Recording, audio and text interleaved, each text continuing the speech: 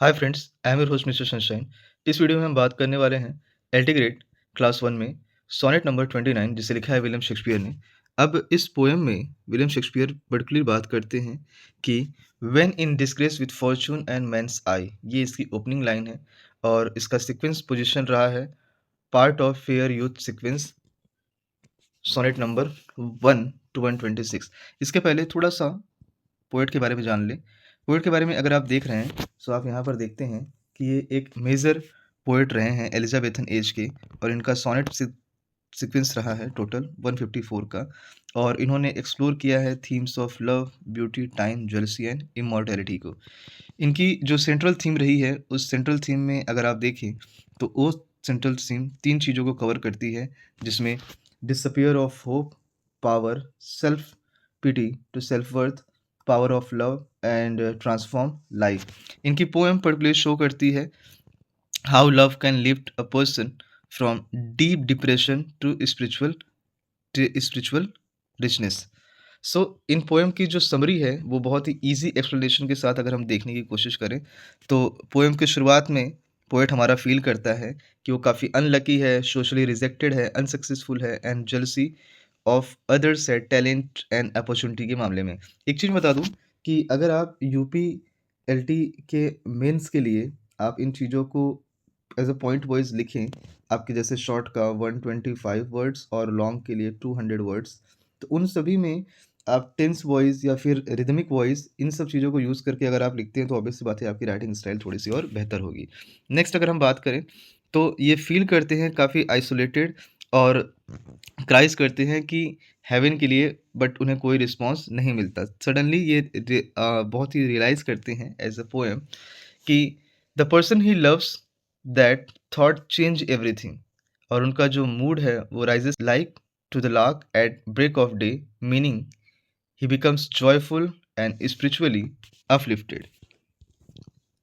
और अंत में वो कहते हैं कि उसका जो प्यार है, the love he receives is so valuable that he would not change his position even with Kings. अब इसका स्ट्रक्चर हम देख लें, तो इसके स्ट्रक्चर में हमें मिलता है टाइप। ये एक्सपीरियंस सोनेट में लिखा गया है, जो कि 14 लाइन्स में है। इसकी rhyme scheme A B C D E F G G, ये बड़ा मोस्ट इंपॉर्टेंट है। इसके बाद आयम्बिक पेंटामीटर की अगर आप बात करें, तो इसकी आयम्बिक मीटर, इसका आयम्बिक पेंटामीटर रहा है। वोल्टा टर्न जो है वो लाइन में है। Yet in these thoughts myself almost despising, इसकी फर्स्ट 8 लाइन्स में प्रॉब्लम के बारे में बात की गई है, जो कि डिप्रेशन है। और लास्ट 6 लाइन्स में ऑक्टेव एंड सस्टेट का यहाँ पे सीन है, वो सॉल्यूशन के बारे में बताया गया है। इंपॉर्टेंट इमर्जरी जो इस पोएम में यूज हुई है, and that is fortune, and that fortune is represent fate and luck. Lark at break of day, ये सिंबल है होप का, न्यू बिगनिंग का, स्पिरिचुअल अपलिफ्टमेंट का। वेल्थ वर्सेस लव के बारे में अगर आप बात कर रहे हैं, तो यहाँ पर आपको दिखाया जाता है material wealth kingship is inferior to emotional wealth love. Important literary devices में आपको ये लिटरेरी डिवाइसेस देखने को मिलती हैं, जिसमें सिमली है, मेटाफर है, एलुजन है, इमर्जरी है, कंट्रास्ट। सिमली की अगर बात की जाए, तो like to the lark at break of day, metaphor state means emotional condition. Allusion की बात करें, तो फॉर्चून जो कि रोमन गॉडेस ऑफ लक के बारे में बात कर रहे हैं। इमर्जरी मॉर्निंग, हेवन, सिंगिंग, हेमंस के है। And contrast misery and Joy. Next important lines जो एग्जाम के लिए बड़ी इंपॉर्टेंट हो सकती हैं, पहली लाइन को आप देखिएगा, when in disgrace with fortune and men's eyes, यहाँ पे शो करता है social rejection and bad luck को। इसके अलावा अगर आप सेकेंड लाइन को देखें, तो ये सेकेंड लाइन रिप्रेजेंट करता है for the sweet love remember such wealth brings. अब यहाँ पे loves give spiritual richness. Next third line में, that then I scorn to change my state with kings, love is greater than power and wealth. This is all about the third line. Critical appreciation जो PGT और competitive exam level के लिए है। अब इस poem में आपको ये 4 चीज़ें देखने को मिलती हैं। ये रिफ्लेक्ट करता है रेनेसांस ह्यूमनिज़्म को, जो फोकस करता है इंडिविजुअलिज्म इमोशंस को। ये शो करती है साइकोलॉजिकल रियलिज्म को भी, और साथ ही साथ ये डेमोंस्ट्रेट करते हैं शेक्सपियर के मास्टरी को इमोशनल ट्रांसफॉर्मेशन में। ये हाईलाइट है theme of inner wealth and outer success को। क्रिटिक्स का ऐसा मानना है कि ये सोनेट जो है one of the most personal and autobiographical रहा है उनके राइटिंग टोन से। अब वन लाइन कंक्लूजन अगर इस पोएम के बारे में बात की जाए तो वन लाइन कंक्लूजन में आप देखिएगा सोनेट नंबर 29 शो करता है कि एक जो ट्रू लव है उसके अंदर पावर है, वो ट्रांसफॉर्म कर सकता है डिसअपियर उदासी को, निराशा को into dignity and emotional richness में। अब कुछ शॉर्ट क्वेश्चन आंसर की बात कर ले एलटी ग्रेड मेंस के लिए। अब एलटी ग्रेड मेंस में अगर आप देखें तो कुछ क्वेश्चन जो आपसे पूछे जाते हैं शॉर्ट में, जहाँ पर आपको 125 वर्ड्स में आपके आंसर लिखने हैं। तो फर्स्ट क्वेश्चन पूछा जा रहा है, फर्स्ट क्वेश्चन में why does the speaker feel depressed in the beginning of the poem. तो उसका आंसर कुछ इस तरीके से है कि वो शुरुआत में काफ़ी डिप्रेस इसलिए फील करता है क्योंकि उसको ऐसा लगता है कि he is out of favour from both fate and society. क्योंकि जो फ्रेज वहाँ पर यूज़ किया जाता है in disgrace with fortune and men's eyes, ये शो करता है कि ये फील कर रहा है काफ़ी अनलकी एंड सोशली रिजेक्टेड, और ये थिंक करता है कि जो बाकी सारे लोग हैं वो उससे ज़्यादा टैलेंटेड हैं, ज़्यादा होपफुल हैं और ज़्यादा सक्सेसफुल हैं जितना कि वो है, मतलब उससे सब ज़्यादा ही हैं। और ये कंपैरिजन इंक्रीज कर देता है उसके डिससैटिस्फैक्शन को और सेल्फ पिटी को, और यही envies he envies those who possess better opportunity and artistic abilities।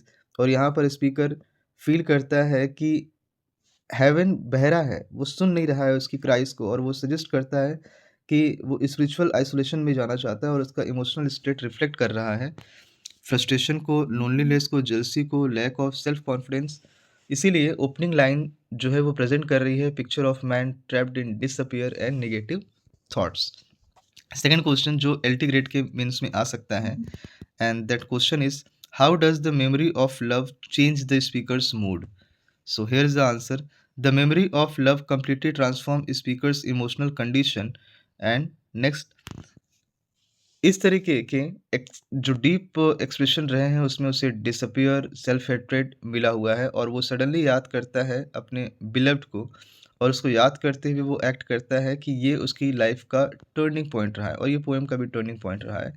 उसका मूड राइजेस है like to the lark at break of day, जो कि सिंबलाइज है होप, रिन्यूअल एंड जॉय में। ये इमेज लार्क की सिंगिंग है at sunrise suggest spiritual upliftment and emotional awakening. अब आप यहाँ पर देखेंगे कि उसका जो थॉट रहा है अपने बिलीव्ड के लिए, वो उसमें उसे काफ़ी ज़्यादा रिच और वैल्यूबल फील कर रहा है, और वो रियलाइज़ करता है कि उसका जो प्यार है वो उसको इनर वेल्थ प्रोवाइड करता है, और ये इनर वेल्थ काफ़ी ज़्यादा महान है in comparison to material success and social recognition. और लास्ट में ये परिणाम निकल कर आता है कि वो डिक्लेयर कर रहा है he would not exchange his state even with kings, और यही परिणाम है कि love becomes powerful force than lift him from darkness to light and restore his confidence. यहाँ पर एक तीसरा क्वेश्चन है शॉर्ट क्वेश्चन आंसर का, discuss the theme of love as spiritual wealth in sonnet number 29। Sonnet number 29 ये love poem represent कर रही है as a source of spiritual wealth that suppress material success and worldly power. Starting में speaker major कर रहा है खुद को अगेंस्ट अदर्स, और किस लिए वो कंपेयर कर रहा है, क्योंकि उसको लगता है कि बाकियों के पास फॉर्चून, स्टेटस, टैलेंट ये चीज़ें ज़्यादा हैं, और जब वो खुद को रिमेंबर कर रहा है अपने बिलव्ड को, तो तब उसका जो पर्सपेक्टिव है वो काफ़ी चेंज हो जाता है, और उसका जो पर्सपेक्टिव वो चेंज होता है उस लाइन से, for thy sweet love remember such wealth brings.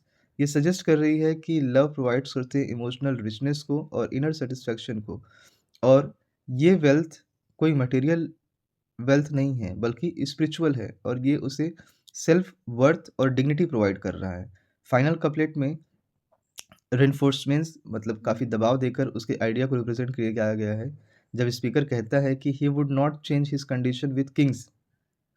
ये कंट्रास्ट है between external success and internal fulfilment में, जहाँ पर शेक्सपियर एम्फेसाइज कर रहे हैं ट्रू हैप्पीनेस को, जो कि आती है लव से, न कि social recognition and worldly achievement से। ये बड़ी खूबसूरत लाइन यहाँ पर आ जाती है लास्ट में। अब लॉन्ग क्वेश्चन आंसर की बात करें तो लॉन्ग क्वेश्चन आंसर में discuss the theme and disappear and hope in sonnet number 29। तो पहले फर्स्ट पैराग्राफ लेते हैं। सोनेट नंबर 29 प्रेजेंट करता है पावरफुल मूवमेंट को from disappear to hope, in the opening lines speaker feel कर रहा है खुद को रिजेक्टेड किस्मत से भी और सोसाइटी से भी, क्योंकि उसकी जो लाइन आई है in disgrace with fortune and men's eyes, ये सजेस्ट करती है कि उसका मानना खुद के लिए है कि वो काफ़ी अनलकी है और सोशली नेग्लेक्टेड है, समाज ने उसे अस्वीकार कर दिया है। He envies others who are more talented, hopeful and successful. वो कंपेयर करता है कि इसका जो फ्रस्ट्रेशन और सेल्फ पिटी ये भी काफ़ी ज़्यादा गहरा है इन कंपैरिजन टू अदर्स, और ये भी फील करता है कि हेवन भी उसके दुख को, उसके तकलीफ को बिल्कुल नहीं सुन रहा है, जहाँ पर वो इंडिकेट करता है स्पिरिचुअल लोनलीनेस और इमोशनल आइसोलेशन को। लास्ट में इसका टोन काफ़ी चेंज हो जाता है ड्रामेटिकली 9th लाइन में, जहाँ पर ये मार्क कर रहा है वोल्टा, जो कि टर्निंग पॉइंट आती है पोएम की। स्पीकर सडनली याद करता है अपने बिलव्ड को और उसकी मेमोरीज़ जो है उसको पूरी तरीके से ट्रांसफ़ॉर्म कर देती है, और वो कंपेयर करता है अपने राइज़िंग स्पिरिट को, जहाँ पे लार्क सिंगिंग एट सनराइज़ जो सिम्बलाइज़ करती है रिन्यूअल और जॉय को एक नए सवेरे के रूप में। और the thought of love brings him such inner wealth that he would not exchange his position even with Kings. उसे सारी दुनिया की, सारी जहान की खुशियाँ भी मिल जाए, फिर भी वो अपने प्यार के लिए इन सब चीज़ों को कुर्बान कर देगा, भले ही उसे राजा की पोजीशन भी क्यों ना मिल जाए। और लास्ट में ये पोएम शो करती है, love has the power to lift a person from darkness to light and restore emotional balance. Second question है, how does Shakespeare present power of love in sonnet number 29?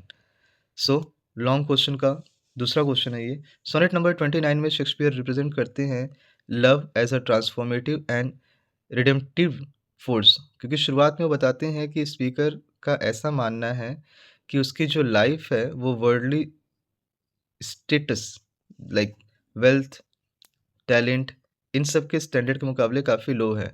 उसको ऐसा लगता है कि दूसरे सारे लोग उसकी कंडीशन से काफ़ी ज़्यादा बेहतर हैं, और उसे खुद का जो कंडीशन है वो काफ़ी ज़्यादा सेल्फ डाउन लगता है on eternal success, external success. और यही चीज़ें उसको इमोशनल स्टेट में रिफ्लेक्ट करती हैं एज़ अ इनसिक्योरिटी और डिप्रेशन के रूप में। लेकिन टर्निंग पॉइंट जब आती है, लाइक जब वोल्टा वाली 9th लाइन आती है, तब वहाँ पर उसे फ़ील होता है कि ही रिमेंबर्स हिज़ लव, जो कि काफ़ी सिंपल एक्ट रिमेंबर्स हैं, वो चेंज कर देती हैं उसके एंटायर पर्सपेक्टिव को। और लव उसके लिए सोर्स ऑफ स्पिरिचुअल वेल्थ हो जाता है, जहाँ पर सरपासेस मटेरियल रिचेस होती है।